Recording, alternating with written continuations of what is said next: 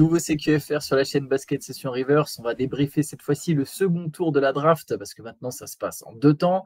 2 soirées. On avait eu la première soirée déjà historique pour les Français avec 4 Français draftés au premier tour de la nuit de mercredi à jeudi.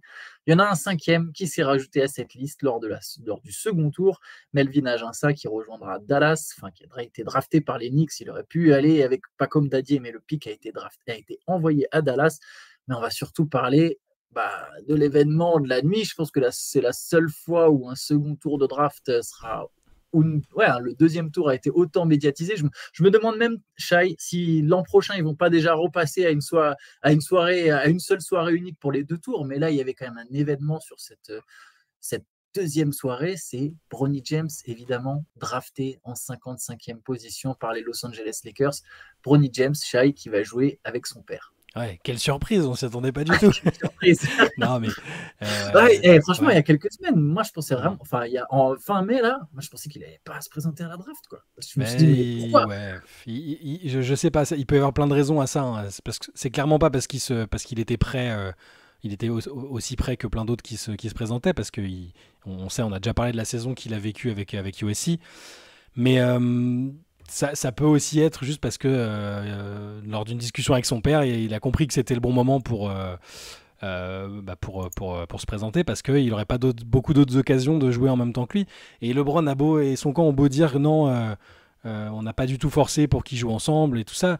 Il y a quand même des rumeurs hier, je suivais pendant la soirée, où Rich Paul apparemment disait à des mecs non, le draftez pas, sinon on l'envoie jouer en Australie, quoi. Plutôt l'Australie que la NBA, qu'une signature sans garantie dans une autre franchise que les Lakers, où il y avait les Suns aussi qui étaient dessus. On sait, peut-être qu'une autre franchise aurait pu le drafter et où il aurait fait partie de l'effectif. Mais là, finalement, ça semblait cousu de fil blanc. Et à la fois, je trouve que c'est un événement exceptionnel quand même, parce que c'est du jamais vu. Enfin, quel que soit le sport, ça arrive jamais ou presque jamais.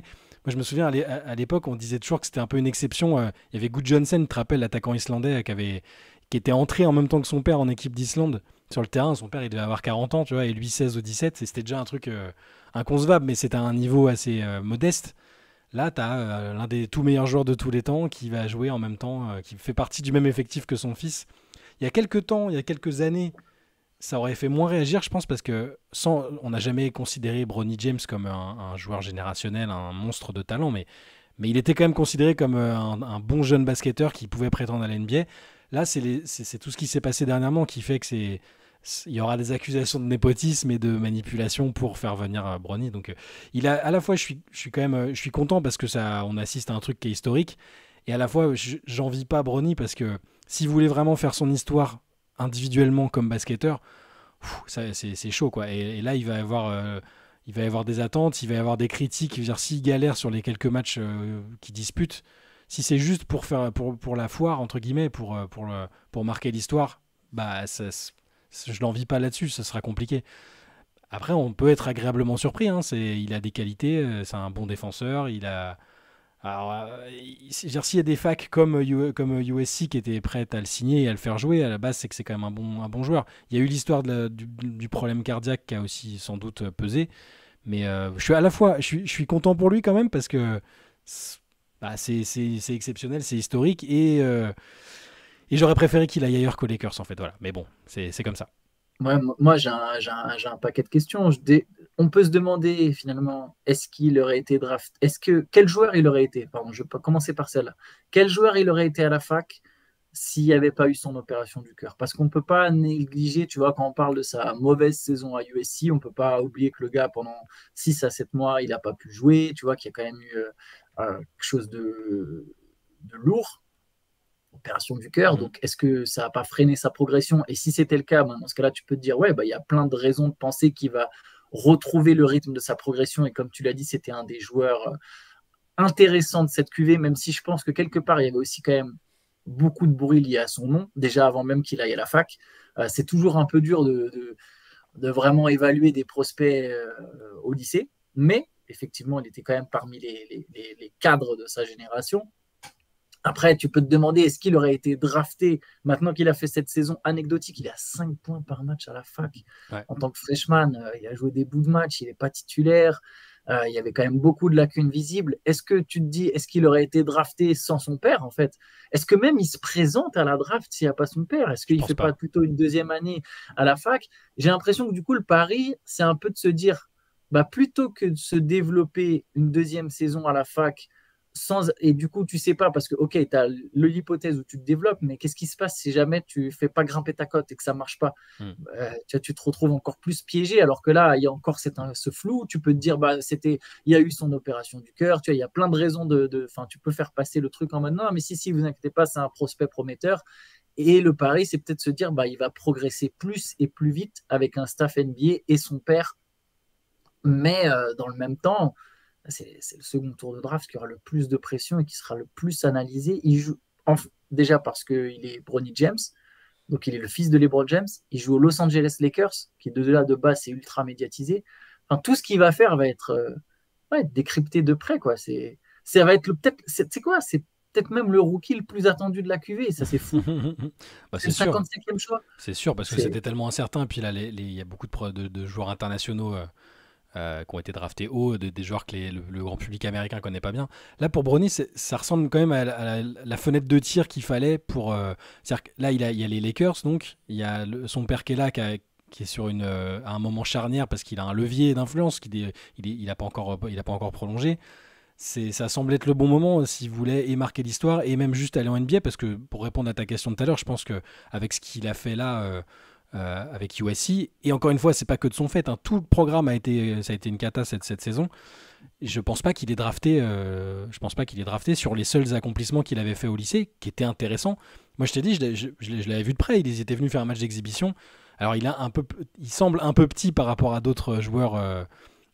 Pro NBA, mais il est explosif, tu sens qu'il a un sens de la défense, son shoot il est plutôt très correct, mais non, je pense pas, je pense qu'il n'aurait pas été pris, il n'aurait pas été drafté cette année en tout cas, si il n'y avait pas le contexte autour de son père et le levier qu'a pu activer son père.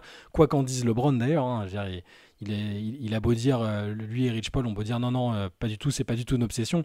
Moi, je me souviens quand même d'il n'y a pas si longtemps, en conf de presse, où c'était limite, c'est mon rêve ultime de jouer avec mon fils ou mes fils. Je pense pas que d'un coup ce soit plus devenu un rêve. Et je comprends que ce soit un rêve. Enfin, c'est incroyable de se dire, t'es un monstre absolu en NBA et t'as ton fils qui va peut-être jouer avec toi dans un match pro. T'es dans une équipe qui est, alors c'est pas un des favoris Los Angeles, mais ils vont être, il y a un chemin vers quelque chose de correct, au moins une campagne de playoff, tout ça, avec un nouveau coach. Là aussi, c'est un levier aussi le nouveau coach, parce que si on veut pousser le truc un peu plus loin, on peut se dire que Redick il est à moitié à la solde de LeBron, parce qu'il c'est quand même pris en j'imagine, otage. j'imagine que c'est un peu le choix de LeBron aussi. Ils l'ont soumis ou lui a soumis et ça s'est fait comme ça. Donc ça m'étonnerait pas aussi que ça joue en faveur de Bronny d'avoir que Redick soit le coach. Mais écoute, on verra. Mais oui, il a une pression énorme et j'ai envie qu'il réussisse moi, parce que sinon, les critiques ça va être hyper désagréable pour lui. Ça va être dur à vivre parce que tout le monde va le voir que par le prisme de son père, comme absolument tous les fils de légende qui ont essayé de faire le même sport que leur père. Enfin, il y en a qui ont réussi à des niveaux. Tu prends, moi, à chaque fois, l'un des rares exemples de mecs qui ont réussi, c'est Cruyff, Jordi Cruyff. Il a fait une carrière anecdotique comparée à celle de son père, qui est une des 5-6 légendes du foot de tous les temps. Mais il a joué dans des gros clubs, pas que grâce à son père. Il a été à un niveau correct, mais tous les autres des Axel Merckx légendes. aussi, pour Ah, les fans de oui, vélo. Axel Merckx, mais pareil, une pression gigantesque. Il avait des qualités aussi, mais Axel Merckx, il a remporté des trucs. Mais qu'est-ce que tu veux faire quand ton père, c'est une telle légende? C'est impossible, je pense. Donc, dans tous les cas, ça aurait été très très dur d'atteindre un quart du niveau de son père. Et là, il va avoir en plus le focus sur lui avec des mecs qui vont attendre la première occasion de dire qu'il est pistonné, que c'est du népotisme et tout ça. Donc j'ai presque envie moi j'ai envie qu'il nous surprenne positivement et qu'il s'avère même être un joueur de rotation correct, tu vois. Pourquoi pas, ce serait pas inintéressant. Ouais, on peut peut-être s'interroger un peu sur le joueur qui est Bronny quelque part, tu vois, c'est de se dire, oublions maintenant tout le contexte. Voilà, il a été drafté, il est là, il est aux Lakers. Je ne sais pas s'il va beaucoup jouer d'ailleurs au passage. Il y Ouais. a moyen quand même qu'il fasse beaucoup de tours en G-League. Euh, j'ai vu qu'ESPN, justement, ils ont posé une question un peu à leur insider. À votre avis, LeBron et Bronny vont jouer combien de matchs ensemble? Et la plupart, c'était 10 ou moins, quoi. Il va pas jouer beaucoup. Mais c'est un joueur qui est beaucoup plus petit que ce qu'on pensait. Mm. beaucoup plus petit qu'annoncé. Il fait moins d'1m90. Il est athlétique, certes. Il a des qualités physiques. Potentiellement un bon défenseur. Il a une envie de défendre. En tout cas, il s'est comparé à Derrick White ou Drew Holiday ou Davion Mitchell. En tout cas, c'est des modèles qu'il a pris. Je pense que ce sera au début plus Davion Mitchell. Et encore, Davion Mitchell avait fait une super saison rookie que Derrick White et Drew Holiday. Peut-être un éventuel tir à 3 points, mais en tout cas, il a une mécanique intéressante, mais il n'en mettait pas non plus beaucoup à la fac. Et après, pour créer, enfin voilà, il va marquer sur des. Je ne le vois pas avoir le ballon, je ne vois pas comment il peut avoir le ballon. Et pourtant, il est petit. Est-ce qu'il a le playmaking pour jouer meneur? Il y a quand même beaucoup de questions autour de Brony, quoi. On l'a pas assez vu, en fait, on l'a pas pu le juger vraiment sur pièce. La saison à USC était compliquée, mais je pense qu'on va le voir un peu quand même, j'ai l'impression. Il y a toujours des moments de l'année où, entre les blessés, les soirs où il y a quand même des stars qui se reposent, je pense qu'on va le voir un peu. Si, on va déjà le voir dans un premier temps sur la Summer League, tout ça, je pense que ça va. Et s'il fait des allers-retours angéliques, c'est presque bien pour lui, je pense. S'il se frotte un peu à des professionnels, des adultes, ce qu'il n'a pas encore pu faire. C'est le mystère. Je pense quand même que s'il est là, c'est qu'ils vont. Bon, ils vont marquer l'histoire, ils vont jouer, le père et le fils vont jouer un moment ensemble, que ce soit au premier soir de la saison ou un peu plus tard. Il y a un moment où ça va arriver parce que le LeBron ne peut pas passer à côté de l'opportunité. Ça fait partie des trucs, des objectifs qu'il s'est fixés. Et encore une fois, c'est pas une critique, je le comprends. Si tu as la chance d'avoir un fils qui a ne serait-ce qu'un tout petit peu de qualité pour que ce soit pas un scandale s'il vient jouer à NBA, ça va. Là, il y en a qui considèrent que c'est un scandale, mais bon, je pense pas que ça l'est non plus. Hein. On a déjà parlé, c'est un garçon qui a quand même du talent. Euh, Mm. je saurais pas mettre un nombre de matchs, ça va dépendre de la saison des Lakers. C'est quand même une saison avec beaucoup de pression. C'est peut-être une des dernières de LeBron aussi. Il y a un coach qui sera énormément sous pression, d'autres joueurs autour qui vont, c'est inhérent au contexte des Lakers, qui seront aussi sous pression. Donc, moi, ce que je lui souhaite, c'est qu'à part le premier match où il y aura forcément tout un, voilà, ça va être un bazar autour, on va parler que de ça, qu'après ça rentre un peu dans le rang et qu'on se concentre sur les autres choses importantes de la saison des Lakers. Voilà. D'ailleurs, juste pour faire du coup un pont, on a beaucoup parlé de LeBron, on assume du coup le fait qu'il va rester aux Lakers, parce que c'est vrai que Mm. LeBron James, normalement, il est quand même free agent. Free agent. Euh, bon, là, à partir de là, j'imagine que la tentation est beaucoup trop grande et qu'il n'y a pas Ah une ouais, bah équipe oui. qui peut aller le chercher, ça sera Los Angeles ou rien. Il y aura la question aussi de savoir pour combien de temps, parce que si quelque part on peut penser qu'il a poussé pour que Bronny vienne maintenant en NBA, donc c'est que lui-même doit savoir que son nombre d'années est limité. Enfin, je Il, continue de penser ouais. à ça, tu vois. Il se dit pour l'instant, là, sur les derniers jours, que c'est 3 ans, 160 millions. Mais ça, c'est le contrat qu'on lui propose. Ça ne veut pas dire qu'il Ouais, jouera 3 ans. Ça, c'est le absolument, bien contrat sûr. qu'on pourrait lui proposer. Ouais, ouais. Mais ouais. Donc, a priori, en tout cas, il va rester aux Lakers. On peut peut-être enchaîner. Il y a quand même d'autres histoires, quelques autres histoires au second tour. On peut parler un peu de Melvin Aginsa. Ouais, Moi, je ne connais pas bien le joueur, je vais être honnête. Je ne connais pas bien. Mais en tout cas, drafté par Dallas. 5e Français drafté sur cette QV. ouais. Donc, ça fait 5 Français. C'est un record égalé. La QV de 2016 en avait aussi envoyé 5, sauf que là, la différence, c'est qu'il y en avait 4 au premier tour. Mm. Et évidemment, 3 dans le top 6 et 2 aux 2 premières places. Ouais, Aginsa, moi, il était là, il était au match d'exhibition où Brony, quand Brony est venu en France. Je l'ai vu aussi sur des matchs d'équipe de France, un peu à Saint-Quentin, parce que je regarde pas énormément la Betclic Elite en dehors des playoffs, mais Saint-Quentin, j'ai toujours une petite fibre, parce que c'est un club que j'allais voir sur place quand j'étais plus petit. Et c'est un super athlète, il a une grosse densité physique, je pense qu'il a le profil pour devenir un excellent défenseur en NBA, mais tu vois, par exemple, je pensais je dis pas que c'est exactement le même joueur, hein, mais tu vois, un Yves Ponce, par exemple, qui a eu quelques petites opportunités avec Memphis, je pensais vraiment qu'il se ferait une petite place en NBA, notamment pour ses qualités défensives et ses qualités athlétiques. Ça a pas fonctionné, donc Aginsa est un peu dans ce moule-là, sans vouloir non plus les comparer à fond. Je pense que s'il trouve le bon spot, il peut vraiment se faire une place dans une rotation. Là, c'est à Dallas, c'est une équipe qui C'est vient pas de dit jouer les qu'il joue tout de finales. suite. C'est C'est pas pas J qui dit joue tout de suite. qu'il parte en Ouais, NBA cette année. ouais. Mais si, Pardon. si, si c'est le cas, s'il le fait, admettons qu'il le fasse cette année, ça va pas être simple parce que Dallas vient de jouer les finales et qu'ils vont quand même se baser sur une équipe en majorité, même si elle va peut-être être renouvelée un peu, hein, c'est sûr, il y aura des ajustements, mais même à l'avenir, moi je le sens, voilà, c'est un garçon que je trouve très très intéressant sur ce côté-là. Il a des qualités que des coachs aiment en NBA, c'est assez certain ça. Yes, on verra effectivement s'il rejoint la NBA dès cette saison ou la prochaine. Quelques pics intéressants, il y a l'histoire notamment qui concerne Kyle Filipowski. Incroyable. Filipowski, Alors déjà, il faut savoir qu'il était quand même attendu au premier tour, hein, Filipowski. Il est Moi, dans resté la mock, je l'avais mis. 3 heures. Ouais, la mock, je l'avais mis. Il était top 15, hein, je crois, et même pendant la saison, je l'avais mis plus haut parce que c'est voilà, un joueur de Duke et qui a des vraies qualités en plus. Il est resté plus de 3 heures dans les studios, donc dans la green room. C'est un peu le problème. Il faut que la NBA arrête d'inviter 27 mecs dans la green room alors qu'il n'y a que 30 choix au premier tour. Ça n'a Ouais. pas de sens. Il y en a quand même 3, dont lui, qui sont restés plus de 3 heures donc, du coup, dans cette green room. Et vu que maintenant, c'est plus en 2 temps, bah, en fait, au bout de 3 heures, on leur a dit bon, bah, c'est fini, les gars. Il faut revenir. Faut même pas revenir demain. Parce qu'il n'y a pas de green room. Mais du coup, ouais, voilà, il n'a pas été drafté alors qu'il était attendu haut. Utah, qui a déjà pris, c'est Utah qui avait pris Isaac Collier. Oui. Oui, donc il avait déjà pris Isaac Collier, un mec qui a beaucoup descendu en fin de premier tour. Bah là, ils se sont permis de prendre Filipowski au début du second, mais ce qui est intéressant, c'est pas ça. C'est quand même marrant qu'il se retrouve dans le Utah. C'est incroyable. Je vais te laisser raconter l'histoire parce que avec Filipowski et la raison de pourquoi il est descendu à la draft, c'est du jamais vu. Alors, je sais pas si c'est la raison pour laquelle il est. Mais Il paraît que c'est la raison quand même. Ah, ok. Kyle Filipowski, donc c'est quand même un prospect de Duke. C'était un des meilleurs joueurs de Duke la saison passée. En fait, il est complètement coupé de sa famille. Son frère et sa mère ont posté des tweets à ce sujet.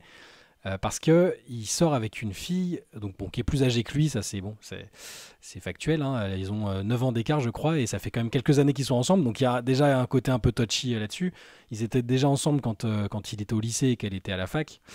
Et donc elle l'aurait poussé à couper les liens avec sa famille pour embrasser totalement la culture et la religion mormone. Voilà.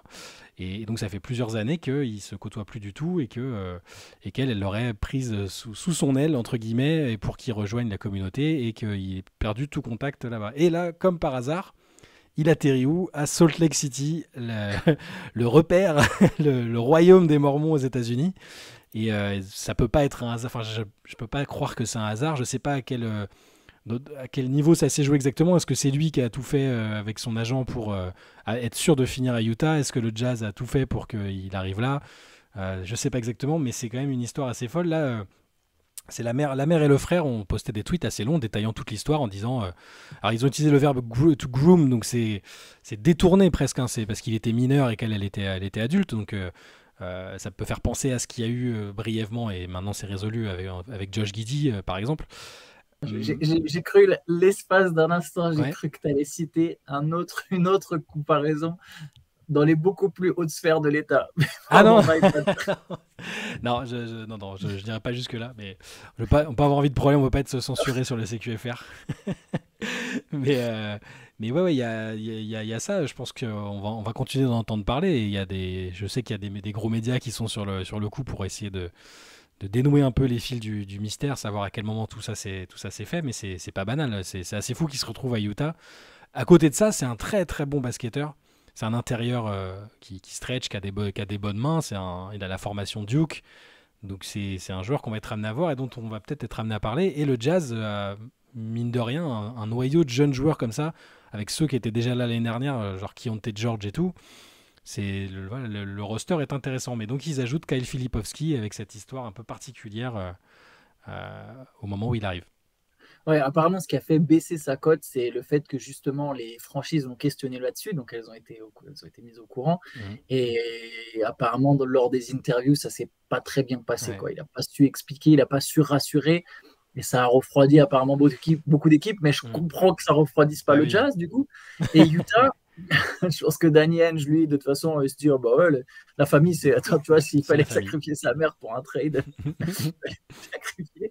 Mais Utah, mine de rien, tu l'as dit, un noyau de jeunes intéressant. Il y a beaucoup de paris parce que même leur 10e choix, c'est Cody Williams, mec qui a été annoncé. Si tu prends la mock draft 2024, mais que tu la regardes en juin 2023, Mhm.